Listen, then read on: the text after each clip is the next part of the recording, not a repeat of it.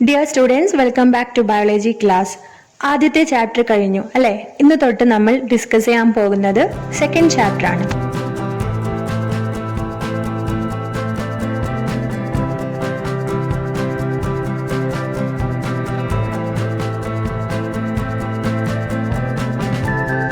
എന്താണ് first chapter name?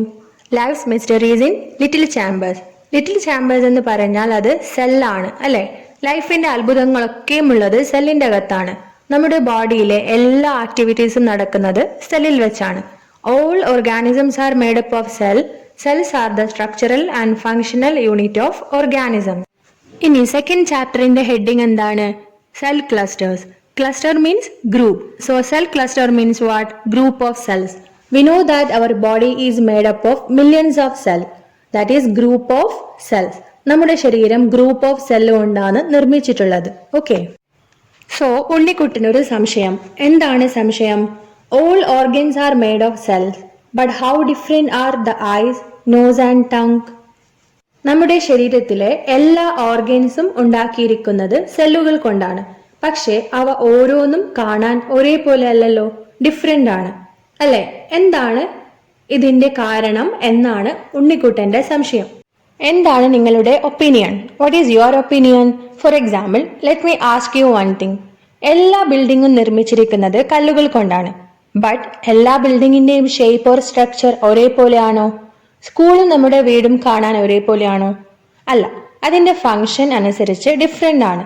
അതുപോലെ തന്നെ നമ്മുടെ ബോഡിയിലുള്ള ഓരോ ഓർഗൻസും സെല്ലുകൾ കൊണ്ടാണ് നിർമ്മിച്ചിട്ടുള്ളതെങ്കിലും അവയുടെ സ്ട്രക്ചർ ഡിഫറെന്റ് ആണ്.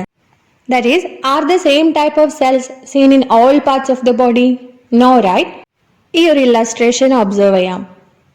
Our body contains different cells like ഏതൊക്കെയാണ് കാണുന്ന different cells?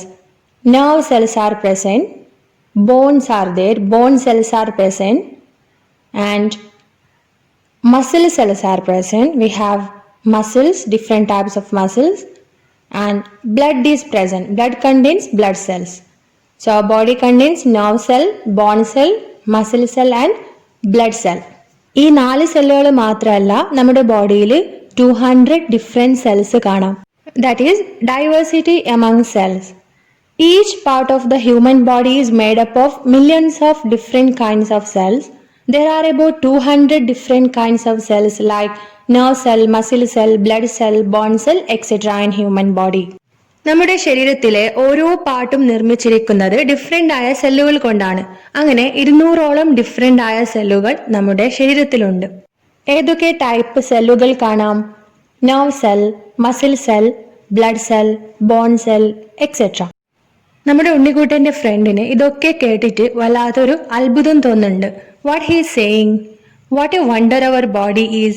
How do millions of such cells function effectively without getting messed up? നമ്മുടെ ബോഡി എന്തൊരു വണ്ടർഫുൾ ആണ് അല്ലെ? മില്യൺസ് ഓഫ് സെൽസ് എങ്ങനെയാണ് ഒരു പ്രശ്നവും കൂടാതെ ജോലി ചെയ്യുന്നത്? നിങ്ങൾ അങ്ങനെ ഒരു കാര്യം ആലോചിച്ച് നോക്കിയിട്ടുണ്ടോ?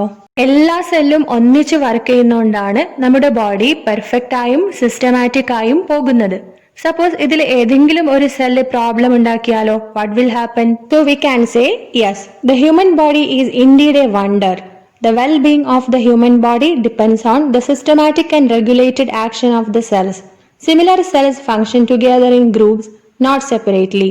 Such cluster of cells are called tissues. Human body ഒരു അത്ഭുതം തന്നെയാണ് അല്ലെ? ഈ സെല്ലുകളൊക്കെയും കൃത്യമായി ജോലി ചെയ്യുന്നത് കൊണ്ടാണ് നമ്മുടെ ബോഡി ഇത്ര നന്നായി പെർഫോം ചെയ്യുന്നത്. ഒരേപോലെയുള്ള സെല്ലുകൾ ഒന്നിച്ച് ജോലി ചെയ്യും. അങ്ങനെയുള്ള സെല്ലിന്റെ കൂട്ടത്തെയാണ് ടിഷ്യൂസ് എന്ന് പറയാം. That is, cluster of cells are called tissues. Tissues are group of similar cells that have a common origin and perform specific functions. So നമ്മൾ ഡിസ്കസ് ചെയ്തു, ടിഷ്യൂ എന്ന് പറഞ്ഞാൽ ഗ്രൂപ്പ് ഓഫ് സിമിലർ സെൽസ് ആണ്. There are different kind of tissues in multicellular organisms like plants and animals. The coordinated action of these tissues help in performing different physiological functions effectively. Tissues ഒന്നിച്ച് work ചെയ്യുന്നതുകൊണ്ടാണ് നമ്മുടെ ബോഡിയിലുള്ള functions ഒക്കെ നടക്കുന്നത്. Have you observed the muscle cell and nerve cell in illustration? Though both are cells, they differ so much in appearance.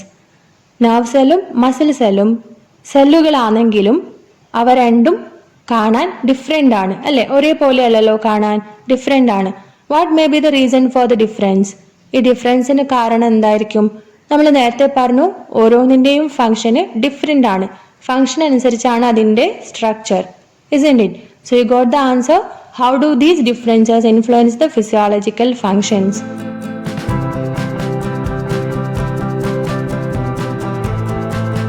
From a single cell. Our body is developed from a single cell called zygote. നമ്മളൊക്കെയും ഉണ്ടായത് zygote എന്ന single സെല്ലിൽ നിന്നാണ്. And this is the zygote. The zygote undergoes continuous division and form the fetus, consisting cells of different shape, size and content. Zygote continuous ആയി divide ചെയ്ത് foetus ആയി മാറും. ഫീറ്റസിൽ different size, shape and content ഉള്ള സെല്ലുകൾ കാണാം. Foetal cells gradually attain change in structure and function. This process is called cell differentiation or cell division. അതായത് cell division നടന്ന് ഫീറ്റസിലുള്ള സെൽസിന്റെ സ്ട്രക്ചറും ഫംഗ്ഷനും ചേഞ്ച് ചെയ്യും. You can see here zygote undifferentiated cell. Division നടന്ന് fetal cells ആയി partially differentiated cell, സെല്ലുകളൊക്കെ form ചെയ്തു. ഏതൊക്കെ സെല്ലാണ്? Nerve cell, bone cell, blood cell, muscle cell et cetera. Completely differentiated cell.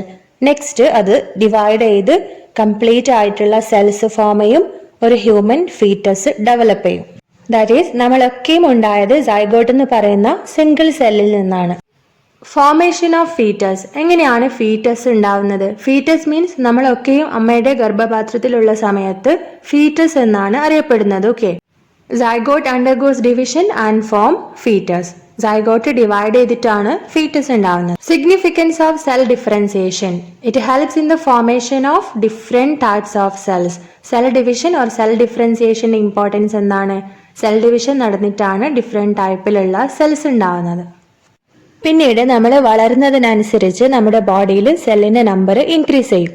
U can see a newspaper report here. What is that? A giant leap in stem cell research. Science has succeeded in artificially developing tissues from stem cell.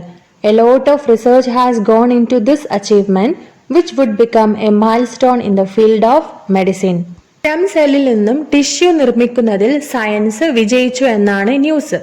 ഇതൊരു വലിയ കണ്ടുപിടുത്തമാണ് എന്നാണ് ന്യൂസിൽ പറയുന്ന കാര്യം.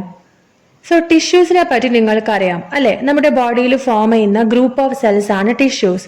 Then what are these stem cells? എന്താണ് ഈ stem cells? Stem സെൽസിൽ നിന്നും tissue നിർമ്മിക്കാൻ പറ്റുമോ?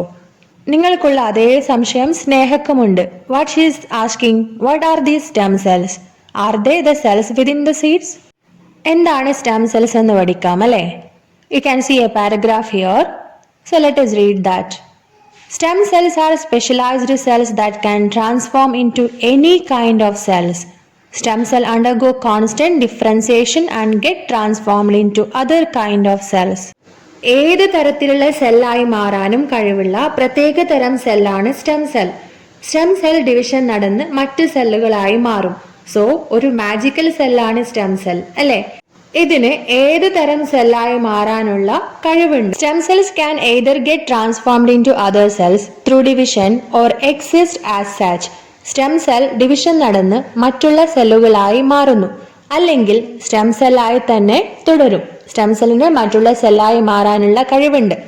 When the cells in the tissue get destroyed, new cells develop from the stem cells. നമ്മുടെ ടിഷ്യൂസിലെ സെൽസിന് എന്തെങ്കിലും പറ്റിയാൽ പുതിയ സെൽ ഉണ്ടാവുന്നത് സ്റ്റെം സെല്ലിൽ നിന്നാണ്. Stem cells are found in the bone marrow, skin, digestive tract et cetera. നമ്മുടെ ശരീരത്തിൽ കാണുന്ന മാജിക്കൽ സെല്ലാണിത്. ഇനി എവിടെയൊക്കെയാണ് സ്റ്റെം സെൽസ് കാണാം? Bone marrow, skin and digestive tract. Bone മാരോയിൽ കാണാം, സ്കിന്നിലും കാണാം, ഡൈജസ്റ്റീവ് സിസ്റ്റത്തിലും കാണാം. Nowadays, science can develop the desired type of cells from stem cells in research centers under specific laboratory conditions. ഇനി ഇവിടെ സയൻസിന്റെ റോൾ എന്താണ്? നമ്മുടെ ശരീരത്തിൽ നിന്നും സ്റ്റെം സെൽസിനെ വേർതിരിച്ചെടുത്ത് അതിനെ മറ്റു പല ആവശ്യങ്ങൾക്കായി ഉപയോഗിക്കാൻ പറ്റും. Did you really wonder by hearing this? Yes, science can do like that. They can take stem cells and use it for solving many other problems.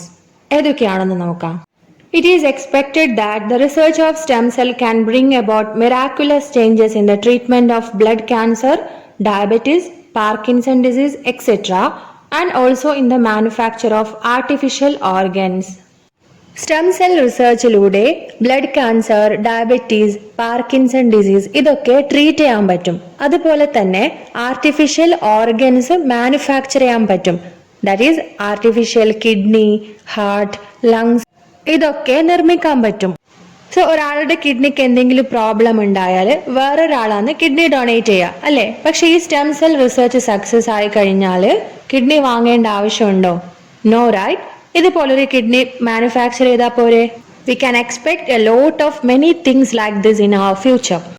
Okay, then what are the peculiarities of stem cell when compared to other cell?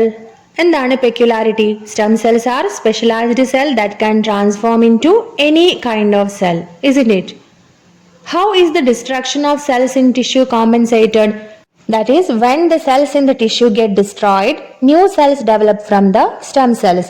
ടിഷ്യൂസിലുള്ള സെൽസിന് എന്തെങ്കിലും പറ്റിയാൽ stem സെല്ലിൽ നിന്നും പുതിയ cell form ചെയ്യും.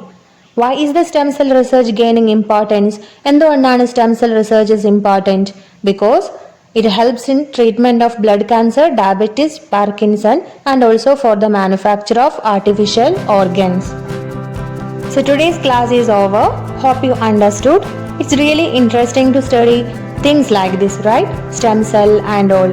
So please subscribe the channel for getting more videos. If you have any suggestion regarding the class, please comment below.